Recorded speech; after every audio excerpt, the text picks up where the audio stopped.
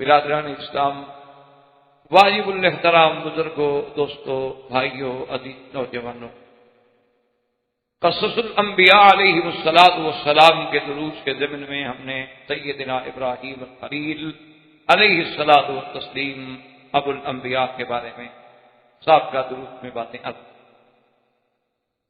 سیدنا ابراہیم الخلیل علیہ السلام اتنے باعظمت اللہ کے پیغمبر ہیں، اتنی رفعت شان کے مالک ہیں کہ آپ کے بعد یعنی پھر اللہ نے جتنے نبی بھیجے ہیں سب ابراہیم علیہ السلام کی ذریہ۔ اس لیے قرآن پاک نے بڑی تفصیل سے اور مختلف مقامات پہ سیدنا ابراہیم علیہ السلام کا کیا، اور سیدنا ابراہیم علیہ السلام تمام انبیاء یعنی جتنے اللہ نے نبی بھیجے ہیں یا رسول بھیجے ہیں، یہ اعزاز صرف آپ کو ملا ہے کہ اللہ نے آپ کو یہ لقب بخشا کہ خلیل اللہ، اور روایات میں موجود ہے کہ ایک دن سیدنا ابراہیم الخلیل علیہ السلام اپنے گھر میں آئے اور دیکھا کہ ان کے گھر کے اندر ایک نوجوان آدمی کھڑا، تو آپ حیران ہو کہ میرا گھر دروازے بند ہیں، یہ اللہ کا بندہ اندر کیسے آ؟ تو حضرت سیدنا ابراہیم علیہ السلام فوراً داخل ہوئے اور فرمایا کہ کون ہو تم؟ میرے گھر میں بغیر اذن کے، بغیر اجازت کے؟ تم نے کہا کہ آپ ناراض نہ ہوں، میں ملک الموت اللہ کا فرشتہ۔ فرمایا کیسے آنا ہوا؟ کاش اللہ نے مجھے بھیجا ہے کہ میں آپ کو یہ خوشخبری پہنچاؤں کہ آپ میرے خلیل ہیں، آپ خلیل اللہ۔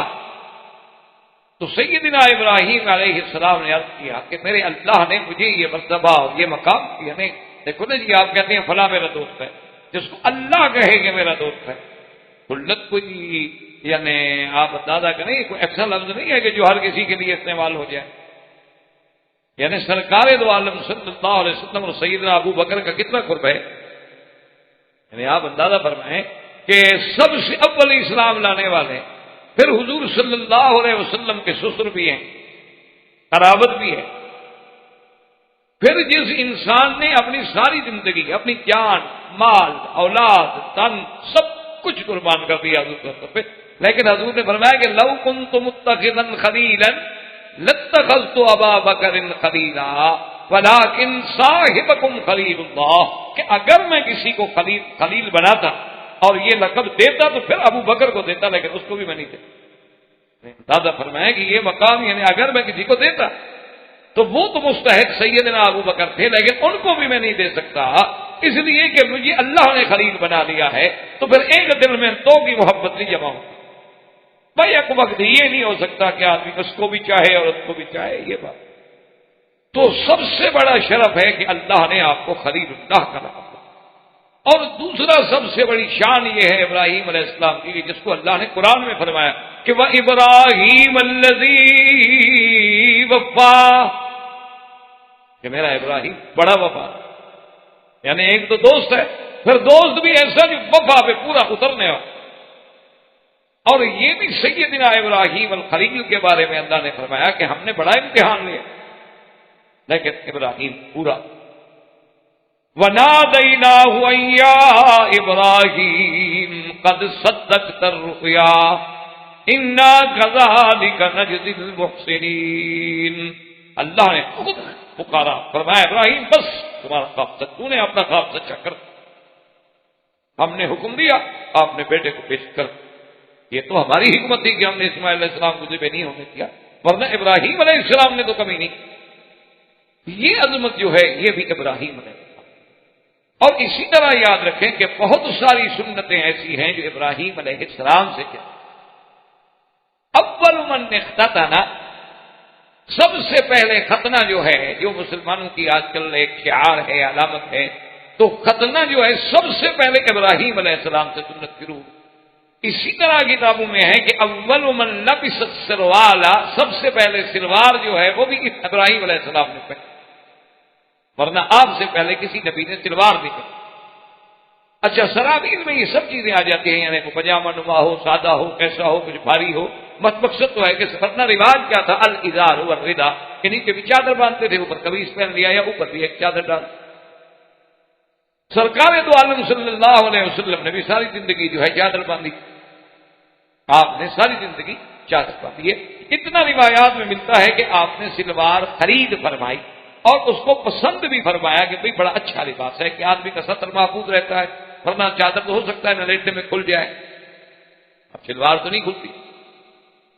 تو یہ سنت جو ہے یہ بھی سیدنا ابراہیم علیہ السلام، اور اسی طرح یہ بھی صحیح روایات میں موجود ہے کہ یہ جو اللہ نے یعنی دین فطرت کی نشانیوں میں یہ احکام رکھے ہیں کہ جن میں یعنی ختنہ ہے، اور اسی طرح اس کے بعد جو ہے ختنے کے بعد یہ ہے کہ استنجا ہے، یعنی غسل بالماء جو ہے پانی کے ساتھ استنجا کرنا جو ہے، یہ بھی ابراہیم علیہ السلام سے ابتدا۔ اول من استحدہ یعنی حلق العانہ، زیر ناف بالوں کا صاف کرنا جو ہے روئے کے ساتھ یعنی اس طرح کے ساتھ، یہ بھی سب سے پہلے ابراہیم علیہ السلام سے۔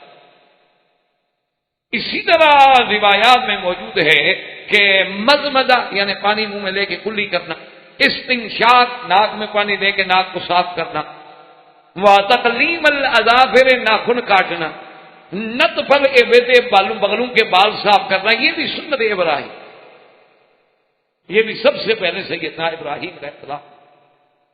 اور اسی طرح دیکھیں کہ آج تک اور قیامت تک انشاءاللہ جو اضحیہ ہے قربانی ہے یہ بھی سنت ابراہیم ہے کہ حضور پاک نے فرمایا جب پوچھا گیا حضور ہم یہ جانور ذبح کریں، فرمایا حدیث سنت ابیکم ابراہیم، تمہارے ابا ابراہیم ہے، تو یہ بھی سیدنا ابراہیم ہے۔ اور اسی طرح یاد رکھیں کہ اللہ تبارک و تعالی نے ابراہیم علیہ السلام کو ہی یہ عظمت شان عطا فرمائی تھی کہ آپ کو اللہ نے قرآن میں فرمایا کہ ان ابراہیم کان امۃ قانتا للہ حنیفا، میرا ابراہیم تو اکیلا امت ہے، یعنی وہ ایک جماعت، امت بنا ایک جماعت، یعنی ایک امت ایک طرف اور ابراہیم اکیلا ہے۔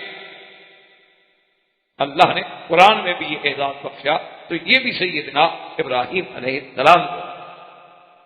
اور اللہ تبارک و تعالی نے جہاں اولو العزم من الرسل کا ذکر کیا ہے، 5 پیغمبر ہیں اولو العزم، سارے نبی شان والے، لیکن ان سب میں 5 جو ہیں پھر وہ زیادہ عظمت والے، ان 5 میں سب سے افضل جو ہے سیدنا محمد رسول اللہ صلی اللہ علیہ وسلم ہے۔ تو ان 5 اولو العزم پیغمبروں میں بھی ابراہیم علیہ السلام۔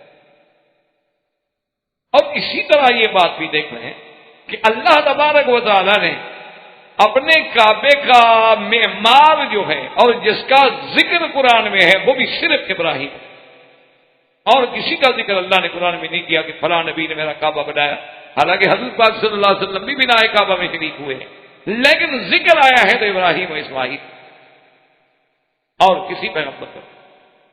اسی طرح اللہ نے فرمایا من ذریتی، اللہ نے فرمایا کہ ابراہیم کی ذریت میں ہی ہم نے نبوت و کتاب رکھ دی کہ آپ کے بعد جتنے نبی آئے جتنے پیغمبر آئے سب ابراہیم علیہ السلام کی اولاد ہے، موسیٰ و ہارون، زکریا و یحییٰ و عیسیٰ و الیاس و یسع و یونس و لوطا و کلا فضلنا علی سب اولاد ہے۔ تو یہ شرف جو ہے یہ بھی سیدنا ابراہیم ہے۔ اور اسی طرح حضور صلی اللہ علیہ وسلم نے فرمایا کہ جب قیامت والے دن ساری اللہ کی مخلوق کو اٹھایا جائے گا اور جب ہم اٹھیں گے تو حفاظن عراتن غرلا، یعنی بالکل اسی کیفیت میں ہوں گے جیسے بچہ ماں کے پیٹ سے پیدا ہوتا ہے، نہ کپڑا ہے نہ پاؤں میں جوتا ہے نہ سر پہ کوئی چیز ہے۔ تو فرمایا اول من یقصا، سب سے پہلے جس کو جنت کا لباس پہنایا جائے گا میرے ابا ابراہیم۔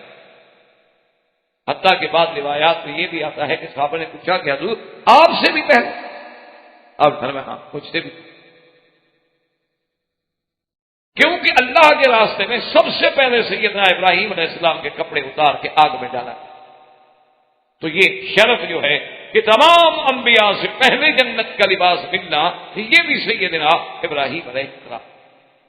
اور اسی طرح اللہ تبارک و تعالی کسی پیغمبر کا، یعنی آپ سارے نبیوں کی زندگی پہ نظر ڈالیں، ہمارے لیے تو سارے پیغمبر شان والے ہیں، ہمارا سب پہ ایمان ہے، ہم تو سب کو اللہ کا نبی اور اللہ کا رسول مانتے ہیں، عظمت والے شان والے، اللہ نے ان کو نبوت اور رسالت کے لیے منتخب فرمایا، لیکن یہ ساری باتوں کے باوجود یہ شان صرف اللہ نے ابراہیم علیہ السلام کو دیا ہے کہ جب انہوں نے دعا مانگی نا کہ وَاجْعَلْ لِي لِسَانَ صِدْقٍ فِي الْآخِرِينَ، میرا اللہ میرا ذکر جو ہے وہ آخرین میں ان میں بھی باقی رہے.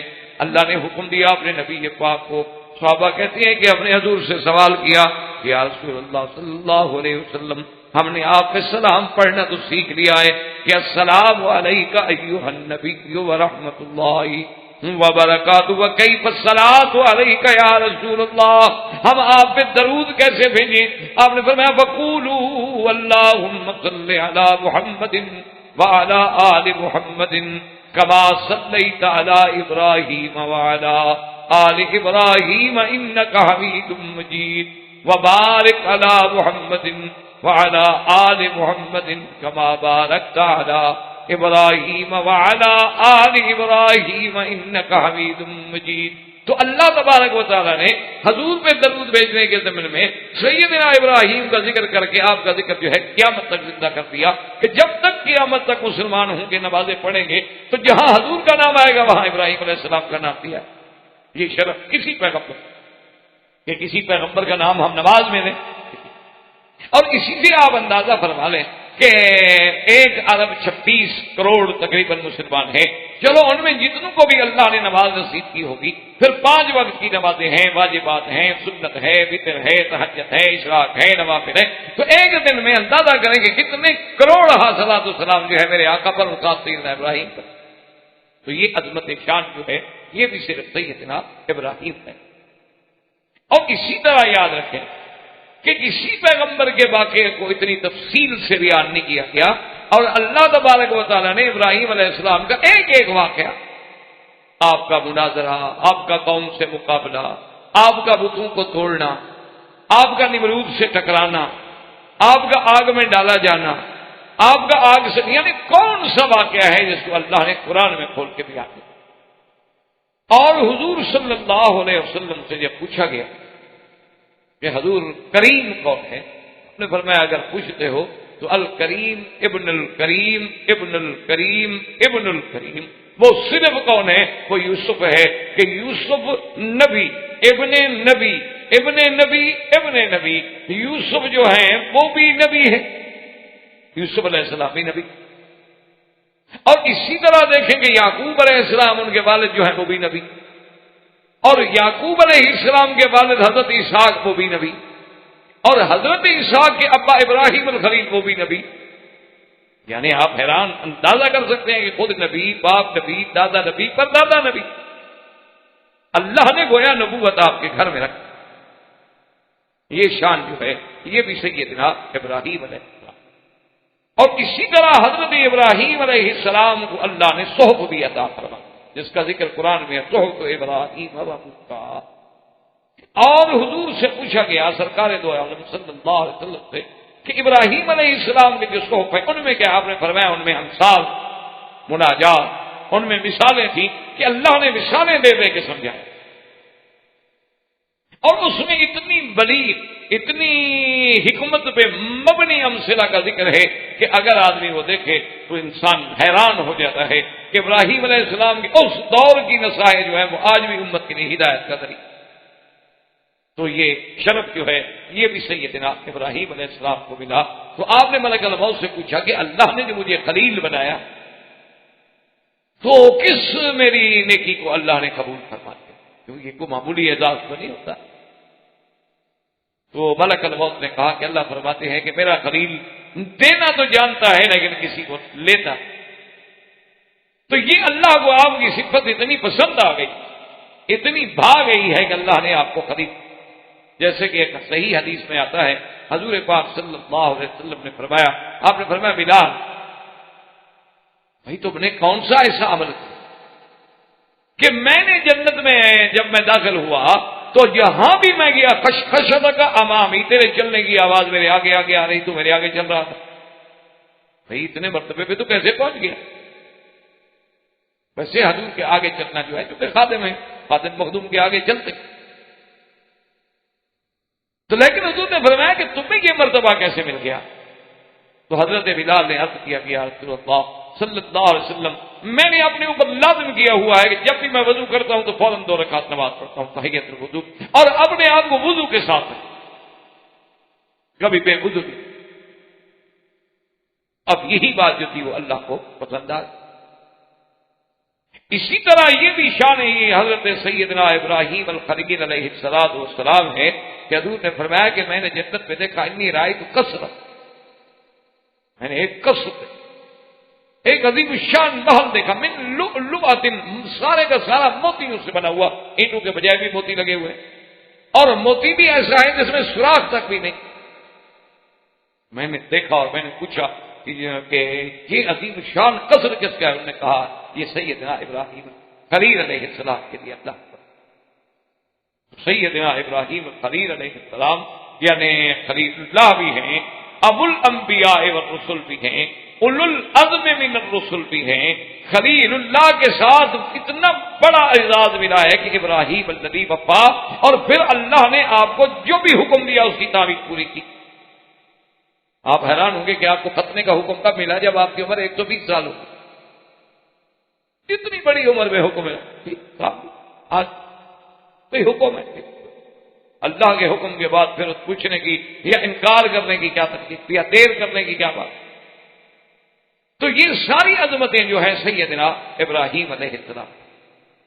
اور اسی کے ساتھ ساتھ علماء نے یہ بھی لکھا ہے کہ اگر ہم قرآن مجید کا مطالعہ کریں اور اللہ نصیب کرے تو ابراہیم علیہ السلام نے اللہ سے جتنی بھی دعائیں مانگی ہیں وہ ساری کی ساری اللہ نے منظور کر۔ کہ جب اپنے بچوں کو چھوڑا تو دعا مانگی ورزقہم من الثمرات، اللہ میرے بچوں کو یہاں کوئی آبادی نہیں، کچھ نہیں، ان کو پھلوں سے رزق عطا فرما۔ اللہ نے کیسے دعا منظور فرمائی کہ جب آپ کے ملک میں بھی پھل نہ ملے مکے میں ملتا ہے، یعنی وہ ملک جو زراعی ہے، وہ ملک جو باغات کے گڑھ سمجھے جاتے ہیں، جب وہاں بھی فروٹ ختم ہو جائے مکے میں موجود ہے۔ یجبا الیہ ثمرات کل شیء، اللہ فرماتے ہیں ساری کائنات کے پھل کھینچ کے ہم یہاں پہنچا۔ اسی طرح حضور صلی اللہ علیہ وسلم نے فرمایا کہ ابراہیم علیہ السلام نے دعا مانگی تھی کہ اللہم بارک لہم فی مائہم ولحمہم، یا اللہ مکے والوں کے پانی میں اور گوشت میں برکت عطا فرما۔ تو فرمایا کہ ہم اس وقت نہیں تھی، اس وقت گندم دانہ وغیرہ یہ چیزیں نہیں تھی، ورنہ ابراہیم ان کے لیے بھی شاید دعا فرما دیتے۔ لیکن دیکھ رہے ہیں، اس لیے علماء نے لکھا ہے کہ جتنا گوشت یا جتنا پانی مکے میں ملتا ہے کہیں نہیں ملتا۔ اور یہ بھی علماء نے لکھا ہے کہ آپ دنیا کے کسی ملک میں چلے جائیں، آپ اتنی دیر گوشت نہیں کھا سکتے کہ آپ 1 سال متواتر صبح شام رات دن گوشت کھاتے رہیں اور پھر بھی ٹھیک رہیں۔ یہ صرف مکہ ہے جہاں آدمی اتنا گوشت کھا رہے۔ تو یہ بھی ابراہیم علیہ السلام کی دعا تھی۔ اور پانی تو ایسا ملا نا زمزم کہ ساری کائنات کے بندے ہر سال 30 لاکھ آدمی رمضان میں اور 30 لاکھ 20 لاکھ 15 لاکھ حج میں پیتا ہے، بھرتا ہے، لے جاتا ہے، لیکن کوئی فرق نہیں، کوئی کمی نہیں آتی۔ یہ تو نہیں کہ کنواں خشک ہو گیا۔ ہمارے لاہور میں یا آپ کے اور جو ہندوستان کے شہر ہیں دریاؤں کے کناروں پہ ہیں، وہاں بھی ایسے اوقات آ جاتے ہیں کہ کوئی اچھا خاصا اجتماع ہو جائے تو پانی کنویں میں نہیں ملتا، پانی واٹر لیول اتنا ڈاؤن ہو جاتا ہے کہ پانی نہیں آتا۔ حالانکہ دریا کے کنارے پہ ہیں وہ شہر، راوی جو ہے دریا ہے، لاہور تو راوی کے کنارے پہ بس رہا ہے، لیکن اس کے باوجود بھی یعنی وہاں کوئی اچھا فنکشن ہو جائے یا کوئی اجتماعات ہو جائے یا کوئی میلہ لگ جائے تو پانی نہیں ملتا۔ اور زمزم کا پانی دیکھیں کہ کوئی دریا بھی قریب نہیں ہے، اور دریا جو ہے وہ تو سمندر ہے، وہ تو کڑوا پانی ہے۔ لیکن اللہ تبارک و تعالیٰ نے اس کی شان اتنا رکھی ہے کہ جتنا ہم سارے دن میں زمزم استعمال کرتے ہیں، جو لوگ زمزم پہ کام کرتے ہیں ان سے آپ پوچھو کہتے ہیں کتنا اوپر آ جائے۔ اور جب مکہ مکرمہ میں ایک دفعہ سیل آئی، بارشوں کا پانی آیا جس میں کعبہ شریف کے دروازے تک پانی پہنچ گیا تھا، اور بعض مقام پر حرم کے جو پنکھے چل رہے ہیں پنکھوں کو ٹکرا رہا تھا پانی، اتنا بڑا پانی آیا پورے حرم میں۔ لیکن خدا کی شان ہے اس دور میں جو لوگ زمزم پہ کام کرتے تھے انہوں نے کہا کہ ہم نے جو زمزم میں ڈول ڈالے تو ڈول نیچے نہ جائے۔ یعنی خدا کی قدرت یہ تھی کہ اللہ نے زمزم کے اوپر پوری ایک غلاف دے دیا، چادر دے دی کہ وہ سیل کا پانی جب اس کے اندر نہ مل جائے، اور جب سیل کے پانی صاف ہو گئے ڈول ڈالا تو ڈول ٹھیک جا رہا ہے، پانی آ رہا ہے۔ اب وہ کوئی کہے جی وہ کیسے پردہ ہو گیا تھا، اللہ فرماتے تھے 2 دریاؤں کو دیکھ لو، بینہما برزخ لا یبغیان کہ میں نے دو دریاؤں کے درمیان میں حاجت رکھ دیا ہے، ادھر میٹھا پانی ہے ادھر کڑوا پانی ہے، ملتے نہیں ہیں، کٹھے چلتے ہیں۔ تو یہ حاجت بھی تو تمہیں نظر نہیں آتا لیکن ہے، میں نے اس کو روکا ہوا۔ اچھا کئی دفعہ طوفان جو ہے نا جی وہ کڑوا پانی میٹھے میں چڑھ جائے گا پھر لوٹ آئے گا لیکن وہ ملتا نہیں۔ اب بھی بنگلہ دیش میں اراکان ہے، اسی طرح کیپ ٹاؤن جنوب افریقہ میں بھی مرج البحرین ہے، اور بھی کئی مقام ہیں جہاں مرج البحرین ہے، دو دریا مل رہے ہیں پانی نہیں ملتا۔ اچھا کشتی میں جائیں آپ غوطہ لگائیں ادھر سے ادھر چل جائیں ادھر سے ادھر چل جائیں، کوئی رکاوٹ بھی نہیں، لیکن کون سی چیز ہے جو ان کو نہیں ملنے سے؟ تو ابراہیم علیہ السلام کی اللہ نے یہ دعا بھی پڑھی۔ اللہ نے جب ابراہیم علیہ السلام کو حکم دیا تھا تعمیر کعبہ کا، اور اس کے بعد آپ نے دعا کی تھی کہ ربنا تقبل منا، ہماری اس عمارت اس محنت اس بنانے کو قبول فرما، اللہ نے کیسا قبول، کیسیت؟ اسی طرح ابراہیم علیہ السلام نے دعا کی تھی کہ میرا مولا یہاں جب تیرے گھر کے قریب اپنے بچوں کو چھوڑ رہا ہوں تحویل الیہ افئدۃ من الناس، لوگوں کو دلوں کو مکے کی طرف پھیر دے۔ اللہ نے کعبے کو مقناطیس قلوب بنا دیا کہ ساری دنیا کے بندے کھینچے آ، یعنی آپ تو پڑھے لکھے آدمی ہیں، آپ اپنے علاقوں میں جائیں بالکل جٹ دیہاتی خالص بالکل بکریاں ڈنگر چرانے والا، جس بیچارے کو یہ بھی پتہ نہیں ہوتا کہ الف کیا ہے اور با کیا ہے، اس کو بھی آپ کہے گا بس جی اور جی بڑی تمنا ہے اللہ مکہ مدینہ دکھا دے کسی طرح، اس کو مکے مدینہ کا اس کو بھی پتہ، یعنی جس بچے کو اپنے گاؤں کا نام نہیں آتا، گاؤں کا پتہ نہیں ہے، تحصیل کا پتہ نہیں ہے، اس کو اپنے اسٹیشن ریلوے کا پتہ نہیں ہے، لیکن مکہ مدینہ جانتا ہے۔ اور یہ بھی ابراہیم علیہ السلام کو شہادت ملی تھی کہ وَأَذِّن فِي النَّاسِ بِالْحَجِّ يَأْتُوكَ رِجَالًا، کہ آپ کی آواز کو اللہ نے قیامت تک حج کا ذریعہ بنایا کہ جو میرے ابراہیم کی ندا پہ لبیک کہے گا اسی کو لاؤں گا، جو نہیں کہے گا نہیں لاؤں گا۔ یہ شرف تھی سیدنا ابراہیم علیہ السلام۔ تو اسی ضمن میں ہم نے پڑھا تھا کہ جب ابراہیم علیہ السلام بنائے کعبہ سے فارغ ہو گئے اور آپ پھر واپس گئے شام فلسطین، اور بی بی ہاجرہ جو ہے وہ فوت ہو گئی، ان کی وفات مکہ مکرمہ میں ہوئی اور ان کا دفن جو ہے وہ بھی مکہ، اور ان کے دفن میں اور وفات میں اور جنازے میں سیدنا ابراہیم بھی شامل ہوئے اور حضرت اسماعیل بھی شامل ہوئے، اور یہ بھی کتابوں میں ہے کہ موت ہاجر پر حضرت ابراہیم جو تھے بہت خدا حضر شدید۔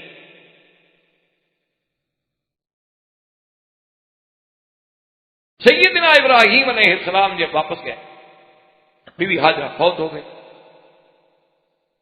اب آپ کی بیوی جو تھی بی بی سارہ، اور یاد رکھیں یہ بھی روایات میں اللہ نے فرمایا کہ ابراہیم اس کو سارہ نہ کہا کرو، سارہ یعنی الف نہ ہو رہا آپ کے پاس، سین الف سا را الف را، سارہ سارہ نہ سارہ، آگے ہا لگا پکا۔ تو اب بی بی سارہ کی دعائیں بھی اللہ نے سنی، اس واقعے کو اللہ نے قرآن میں کئی مقام پہ ذکر کیا، سورۃ الہود میں ذکر ہے، سورۃ الذاریات میں ذکر ہے، سورۃ النحل میں ذکر ہے، اور اسی ضمن میں ہم نے آج کے درس میں جو آیات پڑھی ہیں اللہ پاک نے فرمایا وَلَقَدْ جَاءَتْ رُسُلُنَا إِبْرَاهِيمَ بِالْبُشْرَىٰ قَالُوا سَلَامًا قَالَ سَلَامٌ فَمَا لَبِثَ أَن جَاءَ بِعِجْلٍ حَنِيذٍ۔ اللہ تبارک و تعالیٰ فرماتی ہیں وَلَقَدْ جَاءَتْ رُسُلُنَا، ہمارے فرشتے ہمارے فرستادہ آئے ابراہیم علیہ السلام کے پاس خوشخبری لے کر، اور اللہ نے اس کو قرآن میں کئی مقام پہ دیا، هَلْ أَتَاكَ حَدِيثُ ضَيْفِ إِبْرَاهِيمَ الْمُكْرَمِينَ۔ اللہ نے فرمایا میرا بدنی کیا آپ کو پہنچی ہے قصہ ابراہیم کے مہمانوں والا؟ اسی طرح تیسرے مقام پہ قرآن کہتے ہیں وَنَبِّئْهُمْ عَنْ ضَيْفِ إِبْرَاهِيمَ الْمُكْرَمِينَ۔ میرا بدنی آپ اپنی امت کو خبر دیں کہ میرے ابراہیم کے پاس کیسے شان والے مہمان آئے۔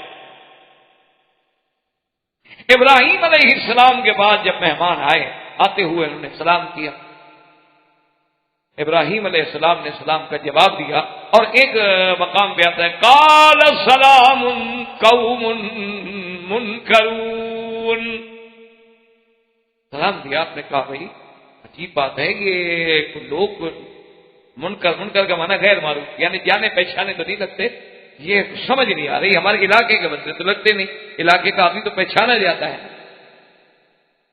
اور دوسری بات یہ ہے کہ اگر علاقے کے نہیں، اور اس کا مطلب ہے کہ کسی دوسرے علاقے کے، تو دوسرے علاقے سے آنے والا آدمی جب سفر کر کے آئے تو کوئی اونٹنی یا کوئی گھوڑا یا کوئی سواری، اور پھر اس کے اوپر سفر کا بھی کچھ اثر ہوتا ہے، تھکان ہوتی ہے، لیکن یہ تو ایسے لگتے ہیں اثر ہوتا تھا کہ بالکل یہ تو ابھی چل کے بھی نہیں آئے، کون نہیں۔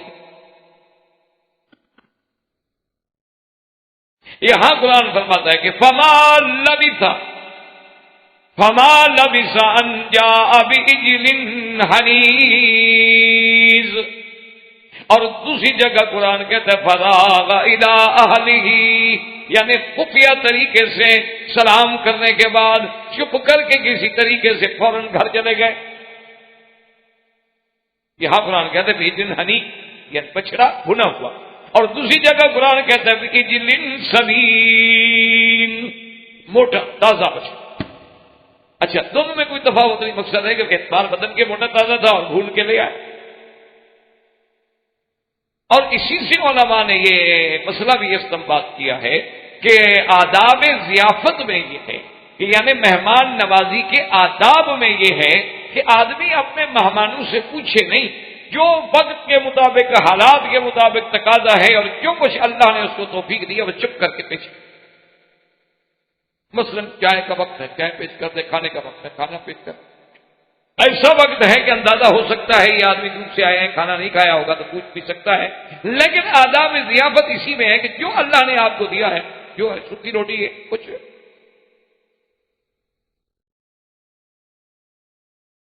یہ ضروری نہیں ہوتا کہ آپ اسراف کریں، تبذیر کریں اور دکھلاوے کے طور پر اپنے مہمانوں کے لیے جناب آپ خرچ کریں، جو اللہ نے دیا ہے، جو توفیق ہے، فرق۔ کیونکہ بعض اوقات یہ بھی ہوتا ہے کہ مہمان میں بھی ایک حیا ہوتی ہے کہ اس کو ضرورت بھی ہو تو وہ بیچارہ شرم کے بارے نہیں کہتا کہ دیکھو جی اب میں رات کو پہنچا ہوں، شام کا رات کافی بیت گئی ہے، اب میں ان کو کہوں کہ میں نے کھانا نہیں کھایا، لیکن کھانا اس نے نہیں کھایا ہوتا، لیکن اس کو بھی تو کچھ حیا ہو۔ اس لیے حکم یہ ہے کہ بھئی جو کچھ اللہ توفیق دے وہ پیش کر۔ حضرت ابراہیم علیہ السلام بھی فوراً، اور اکرام ضیف یہ ہے کہ نبی تو نبی ہوتا ہے نا، لیکن مہمان ہے تو اس کے لیے آدمی کو اس کا اکرام کرنا۔ جب آ گئے آپ نے کھانا پیش کیا، یہاں قرآن نے نہیں بیان کیا، دوسری جگہ فَقَرَّبَهُ إِلَيْهِمْ، کھانا لائے سامنے رکھا اور وہ بیٹھے نہیں کھا۔ یہاں قرآن کہتا ہے فَلَمَّا رَأَىٰ أَيْدِيَهُمْ لَا تَصِلُ إِلَيْهِ نَكِرَهُمْ، جب ابراہیم علیہ السلام نے دیکھا کہ وہ ہاتھ بھی نہیں بڑھاتے کھانے کی طرف، یہ کیسے مہمان ہے؟ اور مہمان اگر ہے اور کھانا نہ کھائے تو عرب کے اندر یہ علامت تھی دشمن کہ بھئی اگر گھر میں آدمی آئے اور گھر والے کو چیز پیش کریں اور وہ نہ کھائے تو مقصد ہے یہ علامت تھی کہ ہاں یہ دوست نہیں، دشمن۔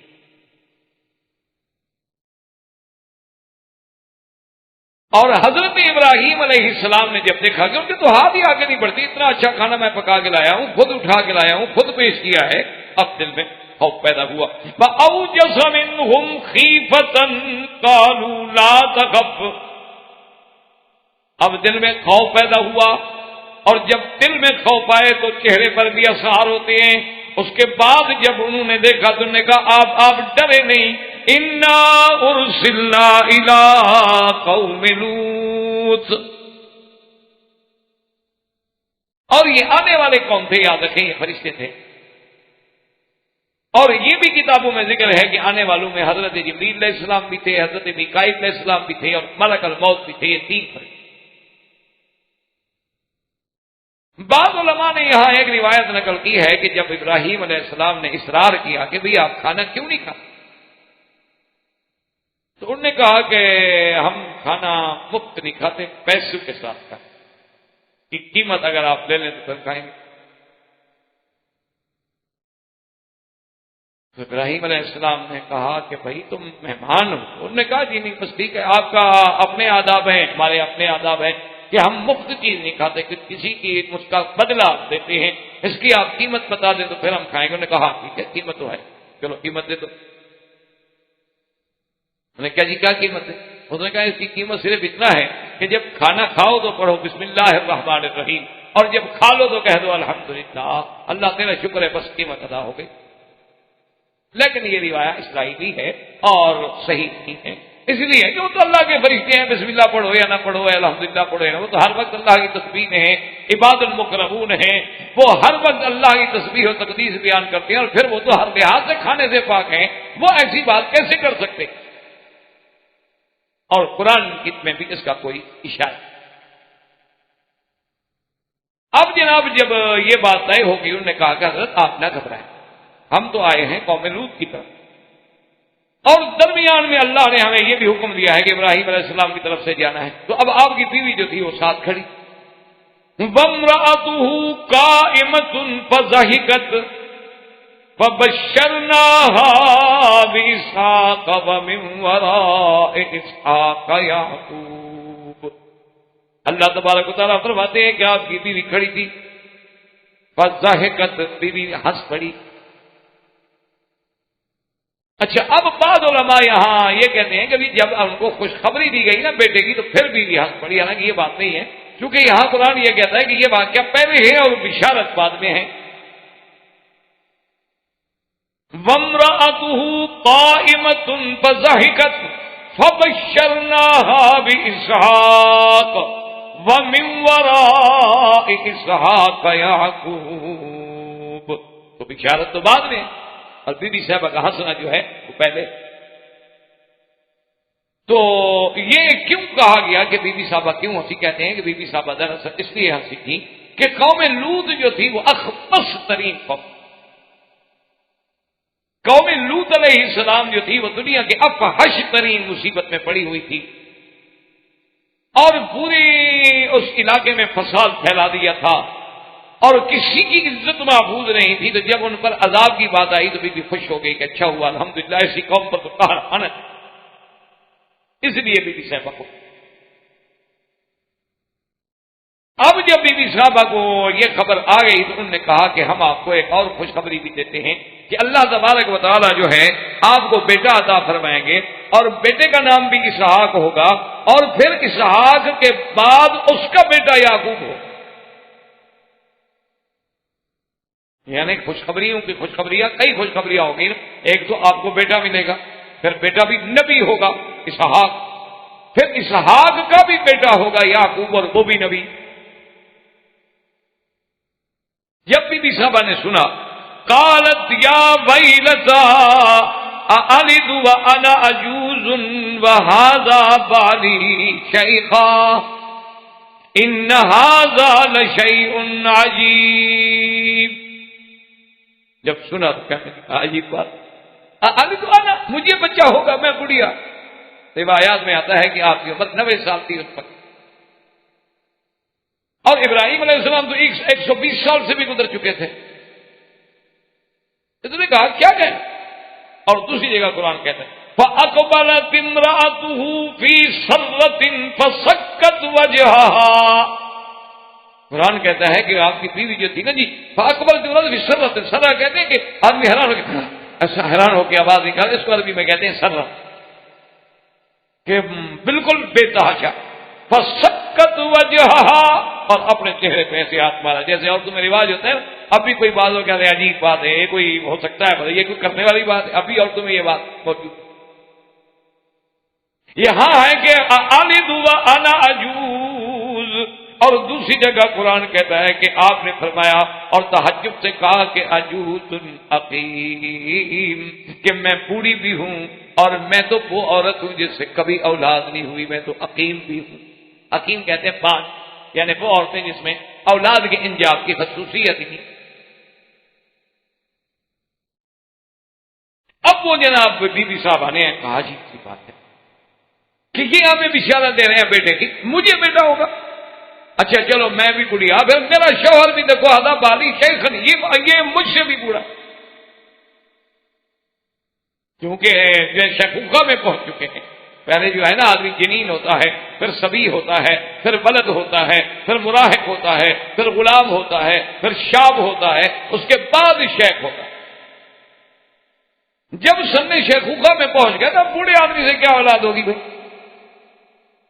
اور اس کے بعد بھی کہا ان ھذا لشیء عجیب، عجیب بات ہے۔ بہرحال آپ کہہ رہے ہیں قالوا اتعجبین من امر اللہ رحمت اللہ وبرکاتہ علیکم اہل البیت انہ حمید مجید۔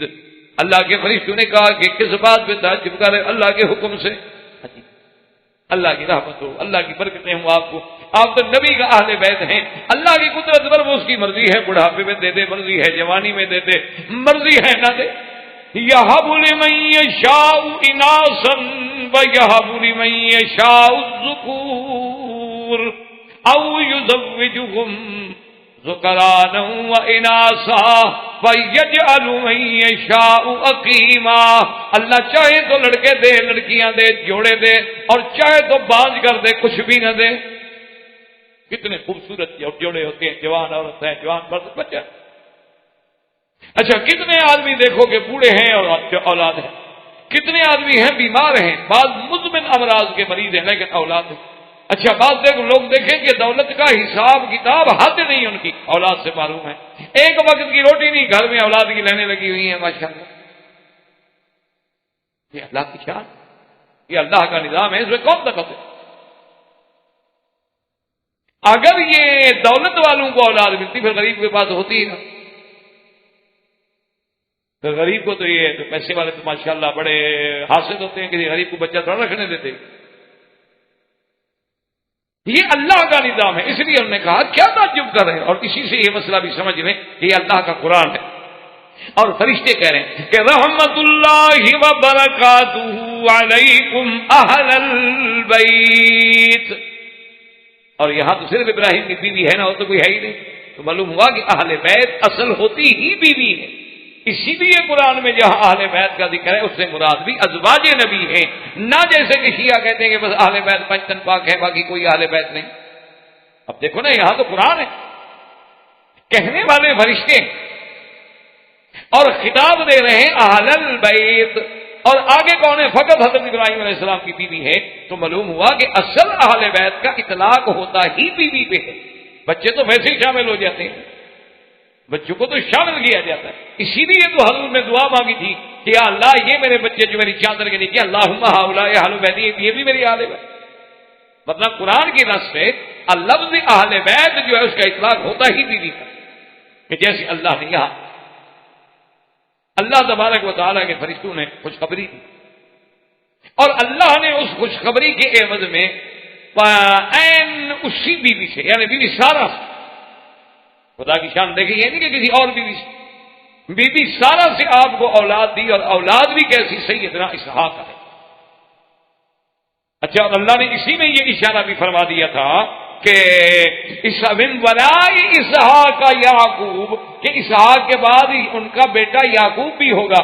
بی بی تم تو کہہ رہی ہو بوڑھی ہو، تم بچہ بھی جنو گی، پھر زندہ رہو گی، پھر تمہارے بچے کا بچہ ہوگا وہ بھی دیکھو گی، اس وقت بھی تم زندہ رہو۔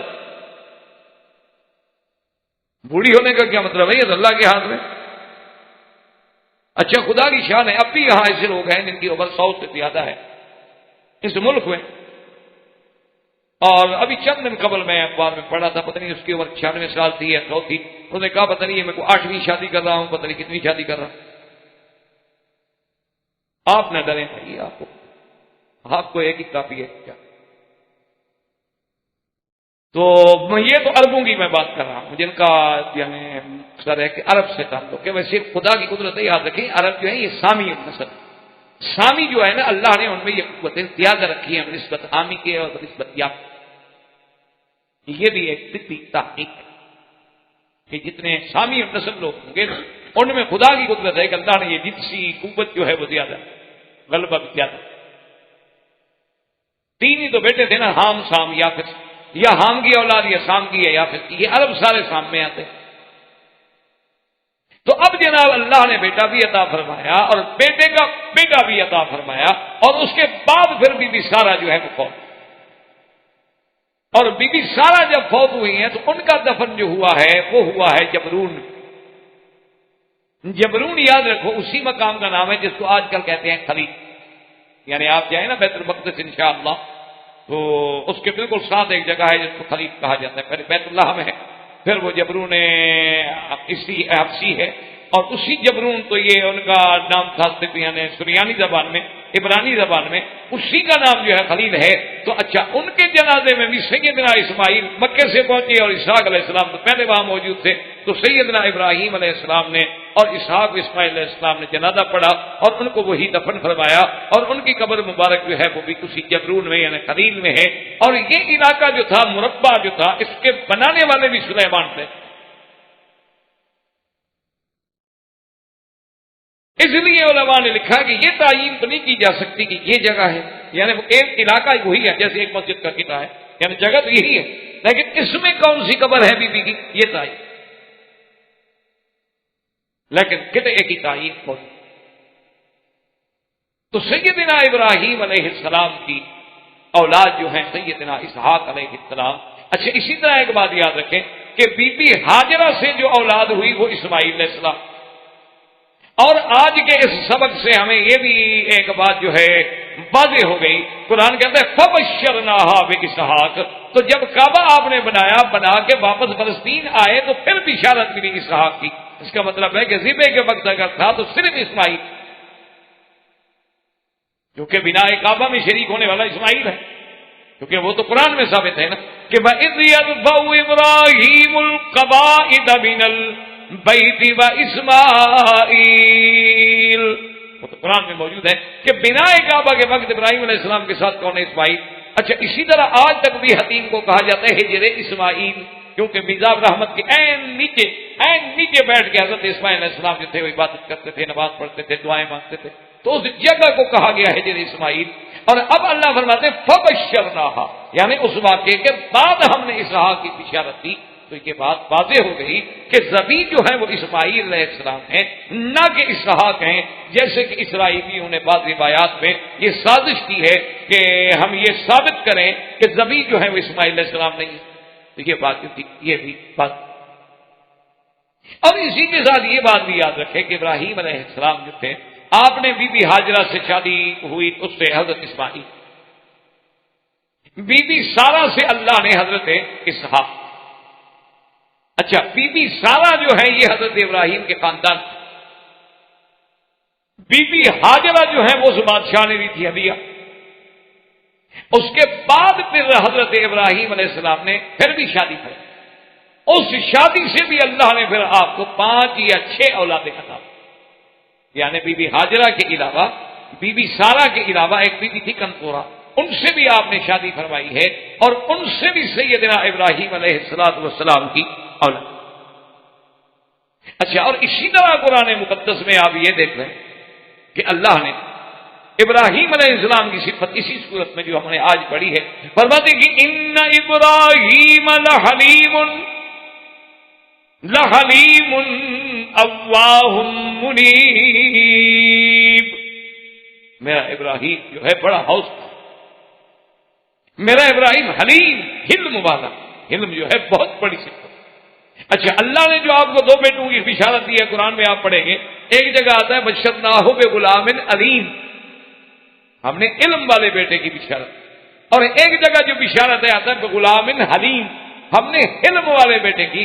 یعنی علم والا بیٹا بھی اللہ نے ابراہیم علیہ السلام کو دیا، اور حلم والا بیٹا بھی اللہ نے ابراہیم علیہ. اور اسی طرح یہ بات بھی دیکھیں کہ حضرت ابراہیم علیہ السلام کے بعد آپ کا بیٹے اسحاق علیہ السلام کے بیٹے کون؟ یعقوب کون ہے؟ آپ کا دوسرا نام کیا؟ اسرائیل. یعنی آپ کا دوسرا نام جو تھا اسرائیل. تو بنو اسرائیل میں جتنے نبی آئے سب ذریت ابراہیم علیہ. اور سیدنا اسماعیل سے اللہ نے صرف ایک نبی، سیدنا اسماعیل کی ملک میں صرف ایک نبی بھیجے گئے، محمد الرسول اللہ صلی اللہ علیہ وسلم، جو خاتم الانبیاء والمرسلین. اور اس کے بعد اللہ نے فرمایا کہ ہم اسی سبت میں سے، اسی سبت قریش میں سے 12 خلفاء پیدا کریں گے قیامت تک، جو پوری دنیا میں عدل و انصاف سے اور پوری دنیا میں اللہ کے احکام سے اس دنیا کو بھر دیں گے۔ یعنی وہ شروع تو ہوں گے حضور کے خلافت خلفاء سے اور قیامت تک آتے رہیں گے، کبھی کوئی 100 سال بعد آیا، کوئی 200 سال بعد آیا، کوئی 300 سال بعد آیا، کوئی ابھی بعد میں آئے گا جیسے مہدی آئیں گے، اسی طرح پھر بعد میں آخر میں حضرت عیسیٰ ابن مریم علیہ السلام اتریں گے۔ تو یہ عظمت جو ملی ہے یہ بھی صرف سیدنا ابراہیم علیہ السلام کو اللہ تبارک و تعالیٰ نے عطا۔ اب اسی طرح دیکھیں گے جب ابراہیم علیہ السلام کی وفات کا وقت ہے تو ابراہیم علیہ السلام کی عمر مبارک جو ہے وہ 175 سال۔ اچھا اللہ کی شان دیکھو، اسحاق علیہ السلام پہ جب وفات آئی ان کی عمر بھی 175 سال۔ یہ قدرت کے اتفاقات ہوتے۔ اسی طرح اگر آپ دیکھیں گے نا تو سرکار دو جہاں کی عمر اور ابو بکر کی عمر ایک ہے۔ اور اسی طرح اتفاقات دیکھیں گے، جیسے علماء نے لکھا ہے کہ اللہ کی شان ہے کہ جہاں سے کسی کی مٹی اٹھتی ہے نا تو اسی جگہ وہ دفن ہوتا ہے، تو معلوم ہوتا ہے کہ میرے محبوب کی اور صدیق کی مٹی بھی ایک جگہ سے اٹھائی گئی روضہ مبارک سے، کہ وہی جا کے پھر دونوں کو اللہ نے جمع فرمایا۔ تو اسی طرح جب حضرت سیدنا ابراہیم الخلیل علیہ السلام کی وفات ہوئی ہے تو آپ کی عمر جو تھی وہ 175 سال تھی، اور سیدنا ابراہیم علیہ السلام کی تدفین میں بھی آپ کے بیٹے تھے، کیونکہ بیٹے بھی نبی تھے، اور آپ کے جنازے کے بعد، آپ کی تکفین کے بعد آپ کو بھی اسی حبرون میں جس کو آج خلیل کے نام سے پکارا جاتا ہے وہاں سیدنا ابراہیم علیہ السلام کو دفن کیا گیا۔ اللہ تبارک و تعالیٰ نے یہ مقام بھی کہ آپ بھی نبی تھے اور آپ پر جنازہ پڑھنے والے بھی اور پڑھانے والے بھی اللہ کے نبی اور بیٹے بھی، تو سیدنا ابراہیم علیہ السلام کی وفات جو ہے وہ بھی وہی حبرون میں ہوئی، اور آپ کا دفن جو ہے وہ بھی حبرون میں ہوا۔ اور اس کے بعد جو ہے جو آج کے درس میں ہم نے قرآن کی آیات کی تلاوت کی ہے، اس کے بعد اللہ تبارک و تعالیٰ کے پیغمبروں نے جب ابراہیم علیہ السلام سے ساری تفصیل ہو گئی، بات ہو گئی، فلما ذهب عن ابراہیم الرعب وجاءته البشرى یجادلنا فی قوم لوط، انہوں نے کہا کہ جی ہم لوط علیہ السلام کے پاس جا رہے ہیں اور قوم لوط کے لیے جو اللہ کا فیصلہ ہے اس کو پورا کرنا ہے۔ تو اب انشاءاللہ اگر اللہ نے زندہ رکھا تو آئندہ درس میں ہم سیدنا لوط علیہ السلام کا قصہ جو ہے وہ پڑھیں گے، اور سیدنا ابراہیم علیہ السلام کا قصہ جو اللہ نے ہمیں توفیق دی اپنے کم علمی کے باعث، اور جتنی اللہ کو منظور تھا اتنا ہم بیان کر سکے۔ وآخر دعوانا الحمدللہ رب العالمین۔ برادران اسلام، واجب الاحترام بزرگوں، دوستوں، بھائیوں، عزیز نوجوان، سلسلہ دروس قصص الانبیاء علیہم الصلاۃ والتسلیم میں ہم نے سیدنا ابراہیم الخلیل علیہ الصلاۃ والتسلیم کے بارے میں پڑھا، اور اسی سیدنا ابراہیم علیہ السلام کے واقعات کے ضمن میں قرآن مقدس نے متعدد صورتوں میں اس قصے کو بھی تقریباً ملا کے ذکر کیا۔ اس کی وجہ یہ ہے، علماء نے لکھا ہے کہ لوط علیہ السلام جو ہیں دراصل یہ ابراہیم علیہ السلام کے بھائی کے بیٹے، یعنی ابراہیم علیہ السلام جو ہیں ان کے بھائی تھے ہاران،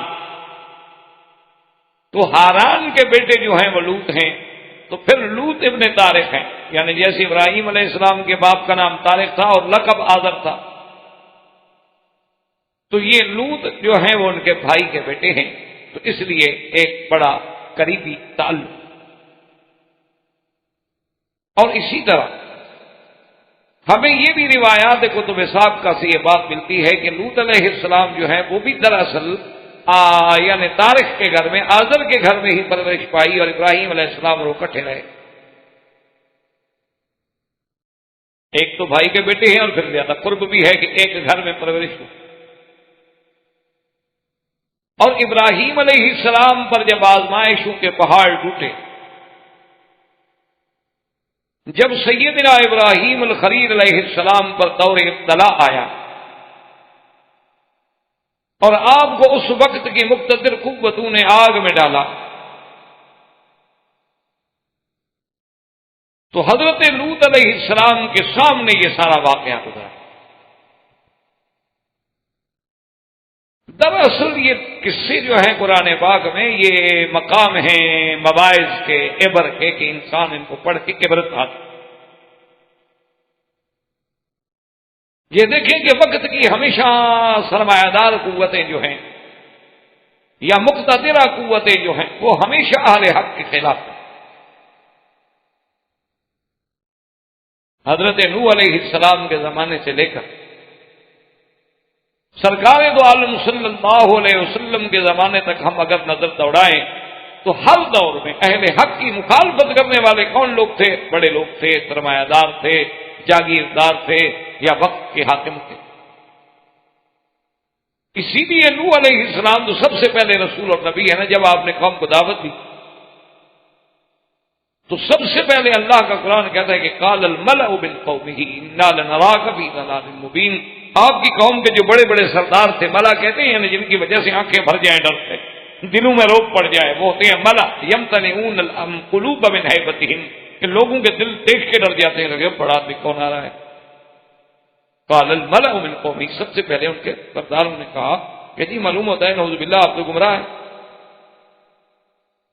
تو مخالفت انہوں نے۔ اسی طرح موسیٰ علیہ السلام کا دیکھیں، مخالفت کرنے والا کون ہے؟ فرعون۔ یعنی ہر دور غریبوں نے تقریباً موافقت، اگر کہیں غریب موافقت نہیں کر سکے تو معارضت بھی نہیں کی، مخالفت بھی نہیں کی، پھر ہٹ گئے، خاموش رہے۔ لیکن یہ جو فساد ہوا ہے ہمیشہ، یہ خدا کی قدرت ہے کہ ان بڑے لوگوں کی وجہ سے۔ تو جب سیدنا ابراہیم علیہ السلام پہ دور ابتلا آیا کہ آپ کو آگ میں ڈالا گیا، تو اللہ تبارک و تعالی نے جہاں ابراہیم علیہ السلام کے والد اور والدہ کے لیے بھی اس آگ کو کھول دیا کہ وہ دیکھیں کہ ابراہیم بیٹھے ہیں، وہاں لوط علیہ السلام نے بھی دیکھا کہ ابراہیم علیہ السلام تو آگ میں آرام سے بیٹھے، وہ تو اللہ کی نعمتیں کھا رہے۔ اسی لیے قرآن دوسری جگہ کہتا ہے فآمن لہ لوط، اب لوط ایمان ہے، تو سب سے پہلے ایمان لانے والوں میں لوط علیہ السلام ہیں، ابراہیم علیہ السلام پہ ایمان۔ اس لیے بھی اللہ نے لوط علیہ السلام اور ابراہیم علیہ السلام کے واقعے وہ کٹھے ذکر۔ اور اسی طرح یہ بات بھی روایات صحیحہ سے ثابت ہے کہ جب اللہ تبارک و تعالی نے حضرت لوط علیہ السلام کو منتخب فرما لیا تو ابراہیم علیہ السلام نے ہی ہونے حکم دیا کہ آپ یہاں علاقے میں دعوت کے لیے تشریف لے جائیں، کریے سدوم کی طرف۔ تو بھیجنے والے بھی ابراہیم علیہ السلام، اس طرح بھی لوط علیہ السلام سے آپ کا ایک تعلق۔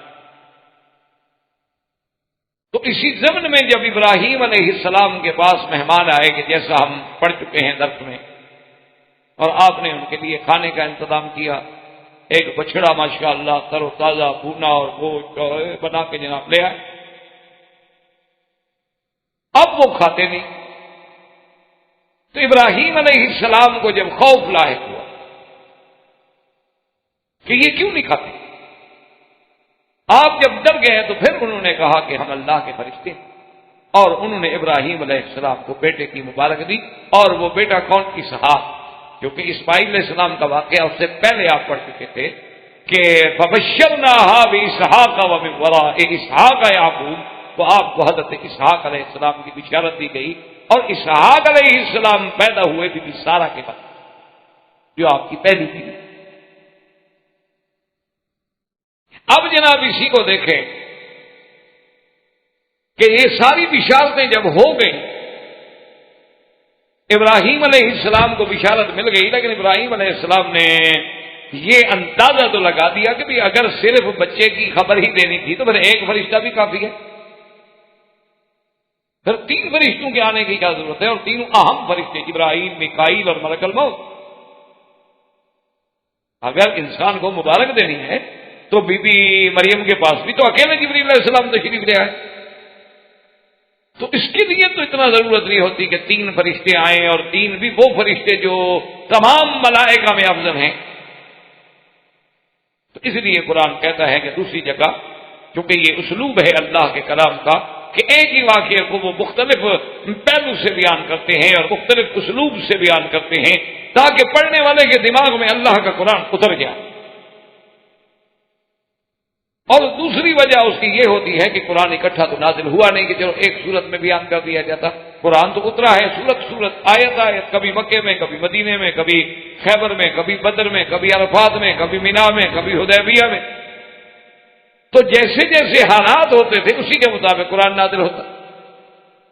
اس لیے بھی اللہ تبارک و تعالیٰ نے ایک ہی واقعے کو متعدد صورتوں میں نازل فرمایا کہ جہاں جس حصے کی ضرورت آئی وہاں وہی آیات نازل۔ تو اللہ پاک نے دوسرے مقام پر قال ما خطبكم ايها المرسلون، قال فما خطبكم۔ اب ابراہیم علیہ السلام نے پوچھا کہ بھائی کیا اصل وجہ کیا ہے تم لوگوں کی، اللہ کے فرشتے کیوں بھیجے گئے ہو؟ یہ تو معمولی سی بات جو بشارت دے گی یہ کافی ہے۔ قالوا انا ارسلنا الى قوم مجرمین۔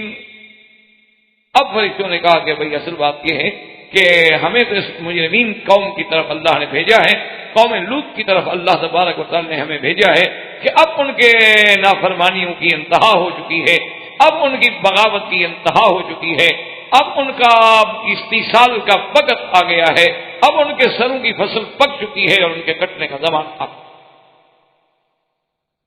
اللہ نے وہاں یوں ذکر۔ اب ابراہیم علیہ السلام کو جب یہ پتہ چلا تو یہاں قرآن پاک نے ایک سورۃ ہود میں ایک دوسرے اسلوب سے بیان کیا کہ فَلَمَّا ذَهَبَ عَنْ إِبْرَاهِيمَ الرَّوْعُ وَجَاءَتْهُ الْبُشْرَى يُجَادِلُنَا فِي قَوْمِ لُوطٍ۔ اللہ فرماتے ہیں کہ جب ابراہیم علیہ السلام کا خوف ختم ہو گیا، پتہ لگ گیا فرشتے ایسے نہیں کھا رہے، اور ڈر ختم۔ وَجَاءَتْهُ الْبُشْرَى، اور بیٹے کی خوشی اور مبارک بھی مل گئی کہ اللہ آپ کو بچہ دیں گے اسحاق، اس کے بعد یعقوب، اور اسحاق بھی نبی اور یعقوب بھی نبی، اولاد ہو اور پھر اولاد بھی صالح ہو۔ اللہ فرماتے ہیں کہ دیکھو اب ابراہیم قوم لوط کی وجہ سے جھگڑنے لگ گئے فرشتوں کے ساتھ، اب ذرا اطمینان ہو گیا نا، ڈر نکل گیا، تو اب ابراہیم علیہ السلام نے جھگڑنا شروع کیا۔ تو یاد رکھیں کہ وہ جھگڑنا کیا تھا، وہ اصل میں روایات میں یہ آتا ہے کہ ابراہیم علیہ السلام نے فرشتوں سے پوچھا کہ بھئی ایک بات تو بتاؤ، ٹھیک ہے تم جا رہے ہو قوم لوط کو ہلاک کرنے، لیکن اگر کسی بستی میں کسی علاقے میں 400 مسلمان رہتا ہو تو وہاں بھی تم عذاب نازل کرو گے؟ کہا کہ نہیں، اگر وہاں 400 مسلمان ہو تو پھر تو ہم عذاب نہیں نازل کریں۔ انہوں نے کہا اچھا چلو ایسا کر، اچھا ایک بات اور بتا دو، چلو 400 نہ ہو 200 ہو۔ انہوں نے کہا 200 ہو تو پھر بھی عذاب نہیں نازل کریں۔ انہوں نے کہا اچھا چلو 200 نہ ہو 100 ہو۔ انہوں نے کہا پھر بھی عذاب نہیں آئے گا۔ انہوں نے کہا اچھا 100 نہ ہو تو اگر وہاں 40 ہوں۔ اب حضرت ابراہیم کیوں جھگڑ رہے؟ مقصد یہ ہے کہ آخر اللہ کے نبی ہیں، اب جب دیکھا کہ قوم پہ عذاب آ گیا ہے تو کوشش کی کہ کسی طرح ٹل جائے، کیونکہ ہم پیغمبر یہ تو نہیں چاہتے کہ قوم کا استیصال ہو جائے۔ انہوں نے کہا 40 ہو تو پھر بھی عذاب نہیں کریں۔ انہوں نے کہا اچھا 40 نہ ہوں چلو 10 ہو۔ انہوں نے کہا پھر بھی نہیں کریں گے۔ انہوں نے کہا 1 ہو۔ ابراہیم صاحب کو تو پتا تھا کہ وہاں تو مسلمان آئے نہیں، واضح لوط علیہ السلام، کیونکہ خدا کی شان یہ کہ یعنی پوری قوم لوط میں کوئی بندہ اسلام نہیں لے آیا لوط علیہ السلام پہ، ماں سوا 2 لڑکیوں کے، اپنی بیوی بھی مسلمان نہیں ہوئی۔ اسی لیے میرے آقا نے حدیث مبارک میں آتا ہے صلی اللہ علیہ وسلم نے، سرکار دو جہاں نے فرمایا کہ قیامت والے دن بعض نبی ایسے بھی ہوں گے جن کے ساتھ کوئی یعنی ایک بندہ بھی نہیں، بعض نبی ایسے بھی ہوں گے جن کے ساتھ 2 اور 4 آدمی ہوں۔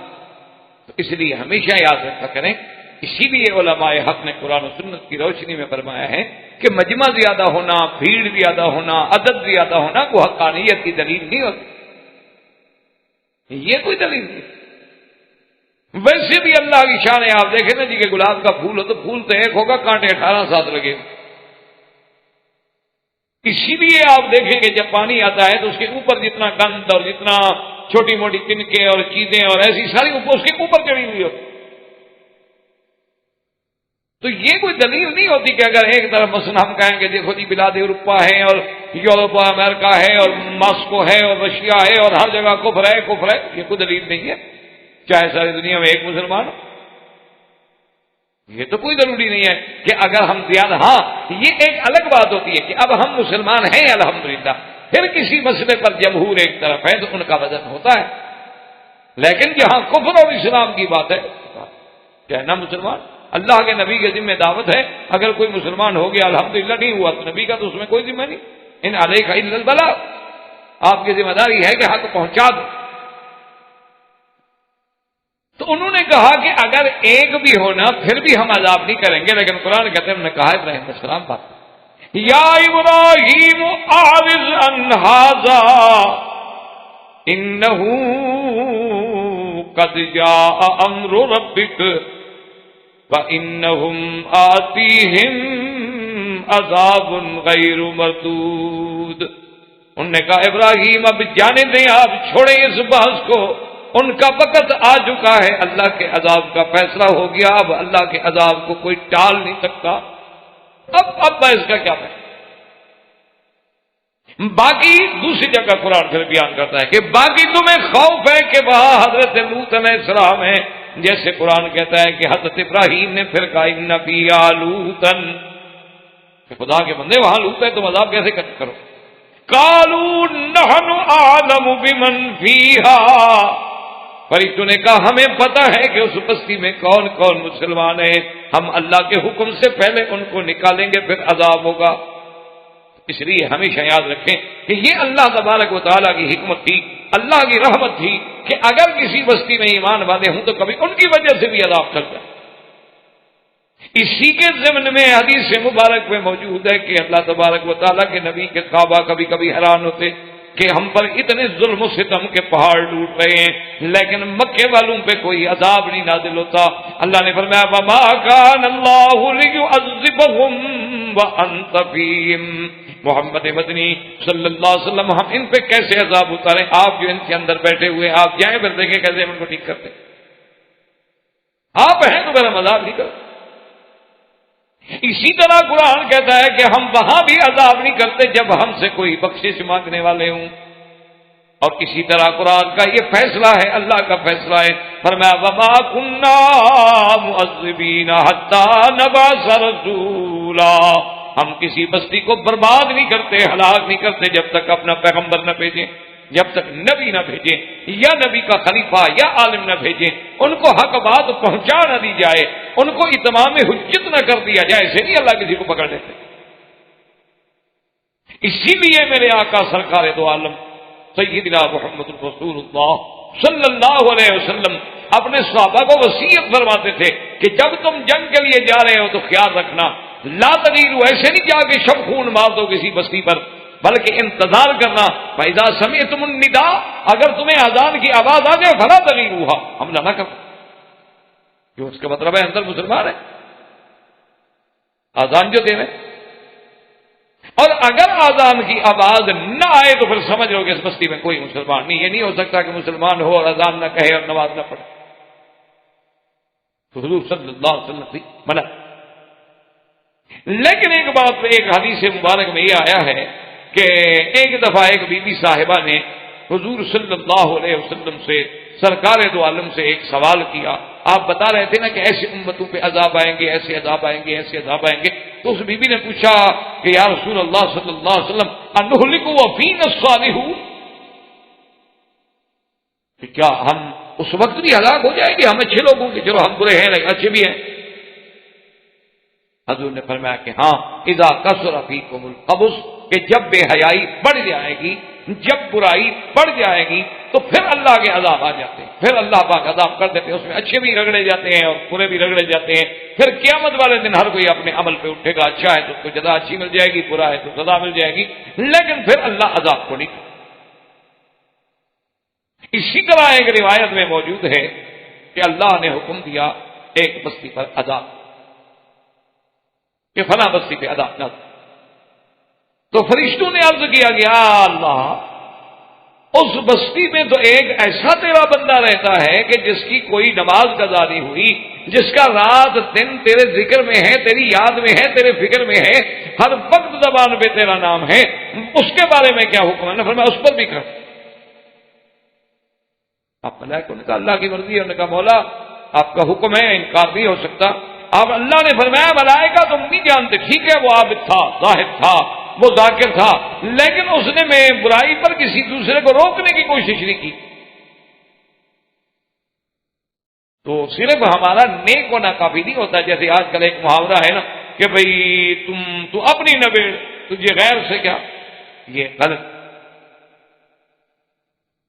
ہر آدمی کا ایک فلسفہ بن گیا ہے کہ بھئی چھوڑو ہم کسی دوسرے کے معاملے میں کیسے دخل، لیکن جی آزادی ہے اور ہر آدمی کو حق ہے اور ٹھیک ہے وہ جانے ان کا کام جانے، یہ بات اللہ کے رسول اور اسلام کے فلسفے کے خلاف۔ ایک آدمی آگ میں جل رہا ہے، آپ اس کو بچانے کی کوشش بھی نہ کریں، آزادی ہے جانے دو۔ ایک آدمی آپ کے سامنے اگر آگ میں جا رہا ہے، آپ کا فرض ہے کہ پکڑیں آپ اس کو۔ ایک آدمی آپ کے سامنے مکان سے کھڑے ہو کے چھلانگ لگانا چاہتا ہے، خودکشی کرنا چاہتا ہے، آپ کہتے ہیں کہ آزادی ہے، کیوں ہم دخل دیں، جانے دو۔ یہ کون سی آزادی ہے؟ تو جو لوگ اللہ اور اللہ کے رسول سے جنگ کر رہے ہیں، اللہ کے رسول کی مخالفت کر رہے ہیں، وہ جہنم کی آگ میں اپنے آپ کو ڈال رہے ہیں، ان کو آپ جہنم سے بچانے کی کوشش کیوں نہیں کرتے؟ یہ کیا بات ہے؟ اسی لیے اسلام کا یہ فلسفہ ہے کہ ہمارا ہر بندہ جو ہے کنتم خیر امۃ اخرجت للناس تأمرون بالمعروف وتنہون عن المنکر، کہ ہمارا ہر بندہ بھلائی کا حکم کرے اور برائی سے روکے، اور جب تک یہ فضا نہ بنے اس وقت تک کام بھی نہیں ہو۔ یہ قاعدہ تو اس لیے ہمیشہ یاد رکھیں کہ جتنے بھی اللہ تبارک و تعالیٰ کے احکام آئے اور تو اس کے لیے یہ ضروری ہے، لازمی ہے کہ آپ جتنا مرضی آئے کر لیں، لیکن شرط یہ ہے کہ احکام پہ چلنا ہوگا، ورنہ اللہ کا عذاب آئے پھر سب کو اپنی لپیٹ میں لے۔ اچھا، اس کے بارے میں میرے آقا نے سرکار دو عالم صلی اللہ علیہ وسلم نے کس قدر یعنی عظیم مثال بیان فرمائی ہے، عظیم مثال بیان فرمائی۔ آپ نے فرمایا کہ اگر آپ ایک کشتی میں سوار ہیں اور کشتی کے دو حصے ہیں، دو خانے ہیں، کچھ لوگ اوپر ہیں، کچھ لوگ نیچے ہیں۔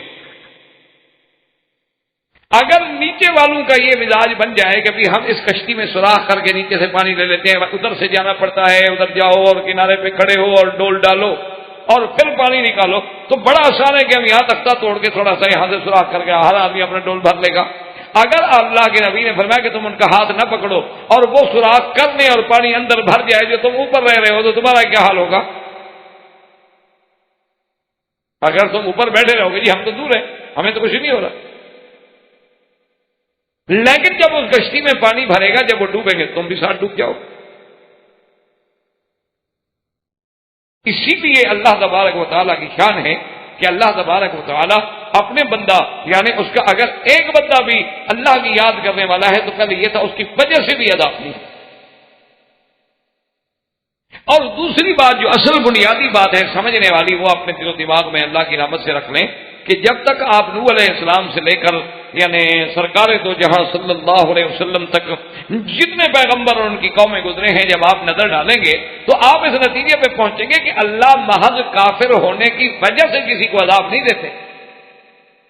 یہ بات ہمیں کیا ہے، مثلا ایک قوم کافر ہے لہذا کافر ہونے کی وجہ سے عذاب آ جائے، ایسا نہیں، کیونکہ اللہ فرماتے ہیں ہم نے تو دونوں راستے بتلا دیے ہیں، یہ ایمان کا ہے، یہ کفر کا ہے، جو چاہو اختیار کرو، پھر عذاب کیا ہوتا ہے؟ کافروں کو بھی عذاب اس وقت ملتا ہے جب کفر کے ساتھ وہ مجرمانہ کارروائیوں میں پڑ جاتے ہیں، پھر اللہ کے عذاب آتے، ورنہ کافر ہے ٹھیک ہے، مانے گا اس کا بھلا ہے، نہیں مانے گا اس کا نقصان ہے، ایمان لے آئے گا تو دنیا و آخرت کی بھلائی ہے، اور ایمان نہیں لے آئے گا تو دنیا و آخرت میں خرابی ہے، تو اس کے علاوہ جو ہے وہ آپ کچھ بھی نہیں کر سکتے۔